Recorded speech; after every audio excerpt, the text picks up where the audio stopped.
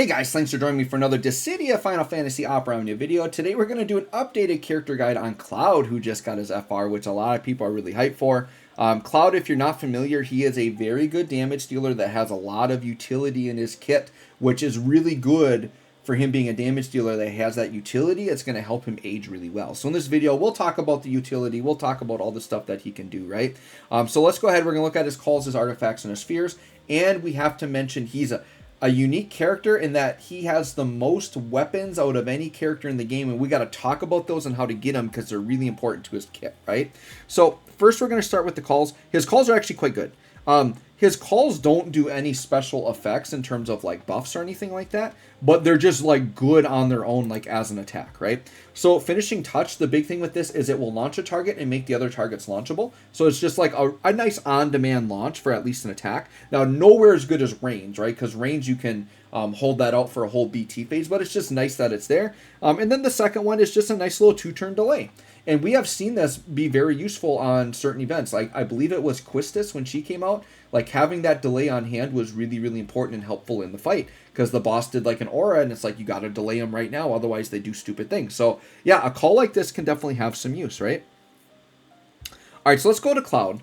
And sure, let's just do, we'll do the artifacts and spheres first. And then we'll talk about the weapon stuff. There's some extra weapon stuff we got to talk about. So, for his artifacts, I think there's two routes you can go here. You can go attack 108, max brave 330, or do attack 108, debuff attack up. If you want to go full attack, this is the one that you do, but if you want to balance it with max brave, feel free to do that. Or you could do a mix of both. I think they're both fine setups for artifacts. And then spheres. So Cloud is a very traditional damage dealer, I would say. So you do want attack and brave damage. I'll shout out his own on the A slot. He has a very nice brave damage sphere. 10% brave damage when you crit. So I would say, once again, there's a huge plethora of spheres. I'm not going to sit and name them all, but I would do either standalone attack, standalone brave damage, or attack brave damage combo, or attack max brave combo, or brave damage max brave combo. I think any of those are good A slots to put on him. D slot, you want to do one of the attack up ones. And I actually like Cisne. I think Cisne is actually pretty dang premium on him. Because Cisne and Hope, these are both like max brave attack ups, and I think both are very good. Cloud kind of specializes in doing crit. A lot of his kit revolves around critting, so he's going to be doing that a lot, which is a nice easy trigger for Cisne. So max brave and attack up for the party, I think that's kind of the best party D slot you can have. So I definitely like those two as the best ones there. But if you have like Ash, Lise, Saz, any of those are fine as well. I would avoid Luna Freya because that's a weakness trigger, so you don't want to do that one. But yeah, just pick a D slot. I would also avoid Waka because unless you're bringing other buffers to buff him up, he won't on his own sustain enough buffs to keep that up. But I think he's only one buff away. I think he'll do 4 on his own. So if you have at least another buffer, you could get away with Waka. But if you have access to Hope or Cisne, I would go those. E slot. I think Seymour and Yuffie are the two best here, because this is a character you want to go in on attack. I kind of like Yuffie's because it's max brave and attack up. I think Emperor's is like a stacking attack buff, and the thing is they both trigger on debuff. Now, Cloud only has one debuff in his whole kit, but it's one that you're going to hit often enough to re-trigger this, and it's very easy to trigger, which is his Paralyze. So you're going to be hitting the Paralyze, I think, quite a bit. So I think a debuff slot like this, like Yuffie, I think is a very good spot. So yeah, that's kind of my setup. Once again, A slot, there's a lot of options, but I think D slot, best in slot is Hope or Cisne. And then E slot, I think Yuffie or Emperor are best in slot there. All right, so with that, let's talk about the weapons. So you guys, if you've been watching my character guides for a while, there are some characters that have extra weapons in the game, right? Now, Cloud is extra special because he's got not one, not two, but 3 15 CP weapons that are not on banners. So we have to talk about those, right? So the 3 weapons are this one. So this is his World of Illusion weapon. This is the Mercenary's Greatsword. So this is from Act 2, Chapter 5.8 in the story. So if you beat Act 2, Chapter 5, another area is going to pop up called 5.8, and there will be a stage for all the protagonists where you can get a copy of this. Now, you will want to max it out.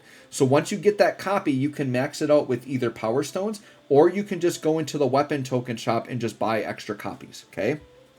The next weapon is, I believe it's this one. Yeah, the Buster Sword NT. Now, this is the one that puts him over the top, why he has more weapons than everybody else. This literally was given away from Dissidia NT, like the physical game for like PlayStation. You actually got a physical code in there that you had to type in, and this is like when the game first launched, and you got this. And this, I remember, the codes for this sword were like $30 online. Well, finally, because this is such a hard thing to get, eventually they just put this into the weapon token shop. So that's the way you obtain it. Now, these two weapons, the NT sword and this mannequin weapon, these both improve the damage on his 15 and 35 attacks, so they are impactful. They're going to increase the brave damage or overall damage on these attacks, so you definitely want both of those. Now, the really mega super important one is his World of Illusion weapon. The World of Illusion weapon, I mean, a lot of y'all probably don't know what I mean when I say that, but this is way back, like year 1 DFFOO, when I think they only had 15 CP weapons. Some characters got an additional 15 CP weapon banner, and Cloud is one of them. And so we just called it the World of Illusion weapon. And this is a 15 CP weapon that for Cloud has probably the most significant buff out of any of these World of Illusion weapons in the game. And this is called the Crimson Edge. And the reason why you want this is because this makes it so that Cloud essentially has a Vanille Sphere, but it's better. So it makes it anytime he deals crit damage, he dispels a buff. This is better than Vanille Sphere, because Vanille Sphere says when you break somebody, you dispel. Well, Cloud just says, I always dispel, because he's going to crit pretty much all the time, right? The only time it's difficult to crit is when bosses can't be broken. But when bosses are broken, you always crit. So this basically adds a whole piece of utility to Cloud, where now, in addition to all the other things I'm going to talk about that he does, he's also a dispeller, which, if you've watched me, you know I highly value dispelling. I think it's very good. So you definitely need to pick up all 3 of those weapons. They are all in the weapon token shop. So that is the red power tokens that you want to use those on. So definitely, if you haven't done it, and I'll bet I might catch a veteran or two that didn't know about those weapons that may be like, oh my god, I'm missing that. Get into the shop. You need to get those, right? All right, so with that, let's hop into the showcase. Whoops, I backed out too far. I backed out one step too far, and now the game's going to sit and load very slowly. All right, let's go back in. So this is the Astos fight. I've been using this as my new showcase stage. It's been working pretty well. Of course, now we're going to get all kinds of connection issues. I was just going to get in so nice and easy. Sure, we'll grab my brother's character. We'll grab my brother's friend unit. Sure. Aerith is always fun. Now, I probably, if I get time this week, I probably will do a proper damage test on Cloud. I think he's a character that deserves a damage test. But we're not going to damage test here. He might put up some good numbers, but I'm not going to try to optimize this as a damage test. We're going to go into the Bahamut fight for that, right? All right, so let's just hop in. Okay, so I'm going to properly do it this time on this character guide. What I love about my red crystal room is that Aerith gets 2 turns back to back because of one of the crystal room passives I put on. So I can BT effect, and then I can instantly have an extra turn to start ramping and build up her overhead. Love that. Love that I have red crystal room. Because of Cloud and like Aranea and how much I freaking love Rosa, I'm highly considering going into blue as my next crystal color. I'm going to wait till I'm completely done with red, and I'm going to look at the state of the game and choose it at that time. But if I were to pick today, I think blue is what I would actually pick, because I am in love with Rosa. I think she is ridiculous, and I built my red team based on liking Aerith so much, and the supports are so important. I'm feeling I get high Aerith vibes from Rosa. I really like her. Aerith is still better, but Rosa, very good. So sure, let's go ahead and ramp a little bit.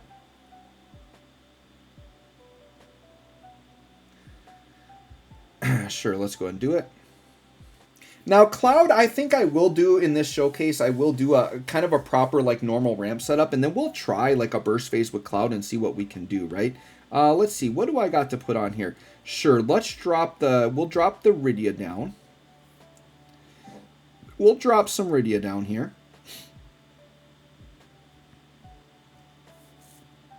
All right, and I think I'm just going to pass turn here. We'll do a Seal Evil. And then we'll get the Cloud's first turn. Now with Cloud, you definitely don't have to like open with a specific skill. Once again, he's kind of a utility DPS, so you use what you want, right? So what we're going to do is let's go ahead and, you know what, I kind of feel like dropping the LD down right away. So let's go ahead and do it. Let's just drop Blade Beam down. This is going to be his delay attack. So what do we got? 1.3 with 650k on the other enemy. Pretty good. So let's talk about the Blade Beam. So it did an AoE attack. He Brave Gains on it. Delays all targets by 2 turns. So delay is the first big piece of his utility. That's really good. And he does get a free ability use on his next turn. And it is a free instant turn. So now Cloud gets to go again right away. And the LD gives him the overhead. So I do think opening LD is a pretty good idea because that overhead is really nice. So let's talk about the overhead now that we've got it. So what's going to happen is he's going to get this for 3 turns after dealing crit damage. So actually, he just dealt crit damage. So it actually wasn't from the LD. Yeah, it's not actually from the LD. It's just because I dealt crit damage. So you can do any attack you want as long as you deal crit damage. But then he gets the overhead. Okay. So this overhead is called Cloudy Wolf. And it's an overflow up, brave damage up, physical attack, max brave, and HP damage up. But the big thing is this is overhead enables cross/plus. So you'll go up here now and you'll see we've got cross/plus. We get a free skill use from the LD. We could do that on Critical Crush, which is actually going to do like an attack, right? Which is really nice. And it does 50% more crit damage, which is really, really nice as well. Now, once we have this overhead flowing, you're going to see we have cross/plus. Now, what it is cross/inherently has a chance to paralyze. But if you, and I think it's only like a 30% chance. I don't know if they've changed it in the data, but old school it was like 30%. Cross/plus is a guaranteed paralyze. It's only 1 turn, but it's guaranteed. And you can see he's got a million skill uses. He's got 12. The way the game used to be was you'd have to use finishing plus, then you'd get 1 turn of cross/plus, and then it would revert back. So old school, you used to have to do finishing touch, which back in the day was only like 4. He only had like 4 or 5 skill uses of it. It was very low. So you didn't get very many paralyzes. Now he gets this nifty overhead. As long as you're critting, it's just going to upkeep. So it's just going to basically be there. And he always has cross/plus. Now the nice thing is this is AoE. He did get the AoE on his last rework, which is nice. But now he's AoE guarantee paralyzing for 1 turn, which is ridiculous. Because now you can just lock the enemies down. You got delay to push them back.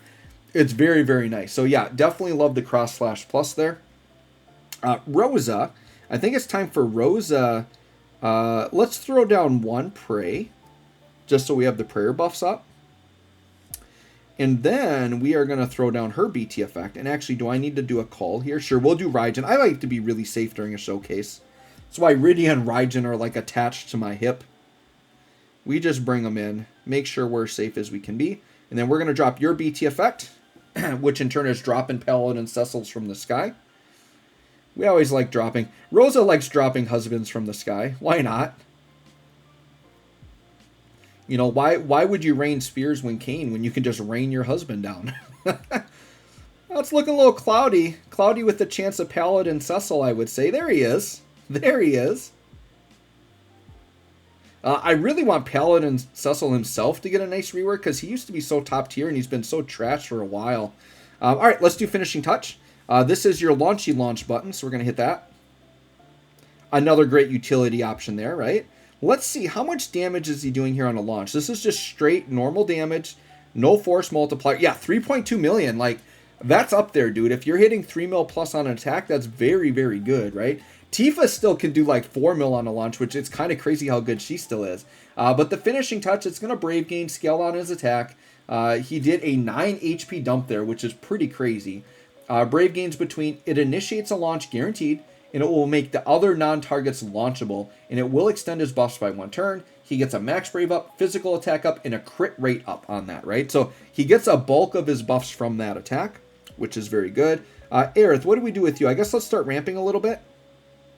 I guess we might as well take myself to FR time here. Let's ramp again. Because, yeah, we've seen everything from Cloud except the EX, which his EX is up, so we can do that next turn. I just want to ramp because the enemies are getting there very quick. We'll see what this gravity does here. Actually, does the Paralyze stop it? It doesn't. Yeah, this is... You just can't interrupt it. Yeah, so we're going to lose Aerith's BT effect. That's fine. Because guess what? We bring the friend Aerith so that we can keep the BT effect. So we're going to bring in my brother's unit here. And then, yeah, you are just going to drop down your holy. This is like my fail-safe for showcasing. Because I know that their FR is going to drop me down and she's going to lose the BT effect. I suppose the other option is I could just wait to use it. But yeah, there's like a million friend Eris out there. So we just do this. And at 5 turns, I think she'll last long enough. We'll make her last long enough. Because Rosa can finish the ramping, right? So let's go for it. Let's have Rosa finish the ramp for us. So let's go ahead and pray. Plus the friend Aerith is like lacking buffs, right? Now, the enemy's force gauge, you're going to notice, does this annoying thing that someone brought to my attention. You're going to notice the buffs here are only 1 turn. So their force is kind of annoying that it's limiting all my buffs to 1 turn. So I think during a previous guide, like, a buff fell off right away and I didn't understand it. It's because our buffs only go 1 turn right now. But that's fine, whatever. I shouldn't need to pray again. So let's go ahead. Sure, let's pop the LD here. And I'm trying to remember, I think this was a fairly easy force time to cancel, if I remember right. But if not, we'll be fine. I think Cloud, what we'll do on his turn is we probably will just go into it. Sure. So we'll just hit Steel Evil. As long as my friend Aerith can get a couple of ramps and then maybe still have that BTF effect up for a Cloud Burst, I think we'll be good with that. We'll see, though. If I don't have the BT effect, that's fine. We don't. But let's get the Cloud Force out of the way. We do have Meteor Rain, but we're going to use that a little bit later. We got to get this Force going. Plus, I really want to cancel out if I can here. And we'll want to get his BT effect up as well. So let's hit this. This is Saintly Fervor. This is my first time seeing it. Well, what do you know? A lot of Paladin Cecil up in here. Paladin Cecil, the character that's better is just part of an animation than his actual character. All right. So we'll go ahead. Swing through here. How much damage on the launch on this FR? Yeah, about 3 mil. Solid. We take that. We'll take those 3 mil shots all day. All right, so let's talk about the FR. So the FR is going to be an AoE attack. Does delay all targets by 2 turns. Initiates the launch. Makes other targets launchable. We get some damage limit up and some brave up and some HP up. That's great. Force time effect. Party HP and damage limit up 50%. Which is nice. We like those HP damage ups, right? And then his conditions to raise the HP percent.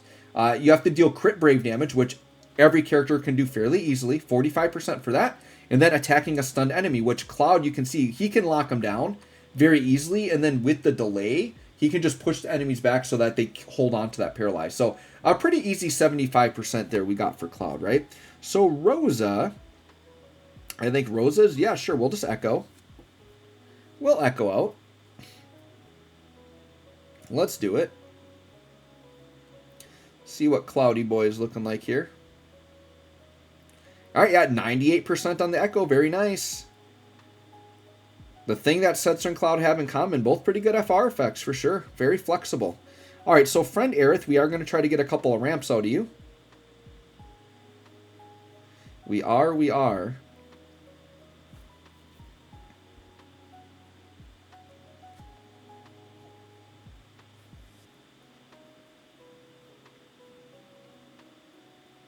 We'll take a couple of ramps.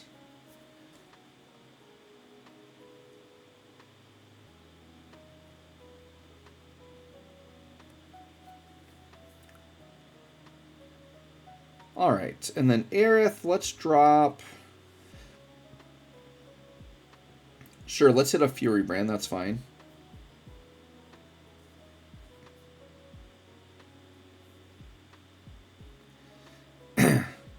All right, so none of my FRs cancel them out. That's fine. That's fine.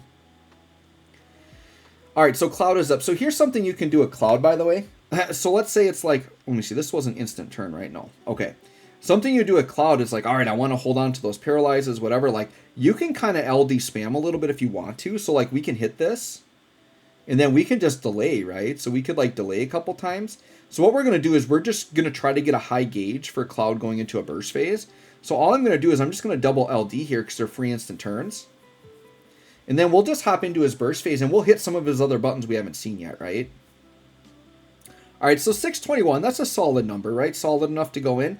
So let's go into a burst phase. Now, he doesn't have his own BT effect up. So we'll keep that in mind going through. But I just thought this was a good time to hop in, right? So let's go ahead. Let's do an attack we haven't seen yet. Well, the free skill use, I mean, I think doing a finishing touch would be pretty good here. Let's do that. All right, so at 600% in a launch, what do we got on finishing touch? Let's see what kind of damage we're looking at here. Yeah, 25 mil. Yeah, that's very good damage. It's very, very good damage. It's the type of numbers we like to see, right? Let's go ahead and hit Meteor Rain. We haven't done that yet. What's Meteor Rain going to be at? 700%. All right, 17 mil AoE is pretty good. Meteor Rain, it's a very simple, right? Just a big AoE attack, and you get 6 turns of the Mako buff or Mako buff. This now, we only got it for 1 turn because of the darn force effect, but it's Brave gains and HP damage up, Max Brave up, and then Brave regen up. So solid, right? You get some nice buffs from that, but we're not going to have it very long. Sure, let's hit a Cross Slash, and let's stun him a little bit here. All right, 12 mil is solid. AoE, yeah, for Cross Slash. We'll take that. We got some launching going on this side. Let's do a Blade Beam over here. And keep in mind, these numbers will be better with the Cloud BT effect up, right? So what we'll do is we'll finish this BT phase. We'll talk about his BT effect and what it does. I will be honest, like his BT isn't like the most impactful in terms of like, it doesn't really add new mechanics or anything like a lot of these other modern BTs do. But a lot of veterans already have it green anyways, and it does give like good auras. So it's definitely like worth it. But if you're like a new player going in on Cloud, I would say you might not need the BT if you don't want to chase it, right? Sure, let's do Finishing Touch, I suppose. All right, at almost the max gauge, what do we get on a Finishing Touch? 37. Yeah, 37's a nice number. For sure. You know, we're not going to be touching Astos, but who is, right? Nobody is. All right, let's do the FR. So this is FR at max gauge. This should be a pretty good marker for, like, the type of damage he can do. I mean, I'm going to assume this is one of his highest attack buttons. But not always. The FR isn't always the best button on a character. But isn't that just so nice, though? His overhead is just always there because he's always critting. You always have Cross Slash Plus. Yeah, 32 mil, sure, with 22 on the side. We'll take that. That's a nice 50 mil shot. All right, and then we'll hit the BT. This is Omni Slash version 5. Full gauge should do some pretty good damage.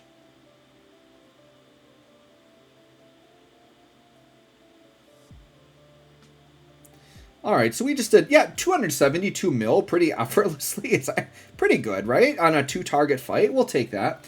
So the BT, let's talk about that.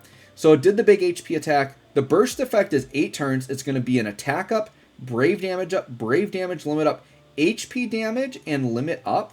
Now here's the thing with this HP. This is actually pretty big for him. So even though his BT is just stats, this part of it is actually humongous. So the HP damage and limit up, it's 30% for the party, but Cloud it's 80%. So an 80% HP damage and limit up will actually greatly affect the damage. So you know what, guys? We're going to do a damage test later because those numbers you saw there, they're going to shoot way up if his BT effect is up. So we kind of showed Cloud doing that burst phase. I would say what we saw there was kind of the floor of what he can do. He's going to go way beyond that with his BT effect up. It also does a crit damage up and an overflow stolen up. So I think, you know, we'll hold out for that damage test, but Cloud's going to be looking really, really nice. So anyways, guys, there you go. There's Cloud with his rework. He's looking really good. Let me know what you guys think. Thanks for watching. We'll catch y'all on the next one.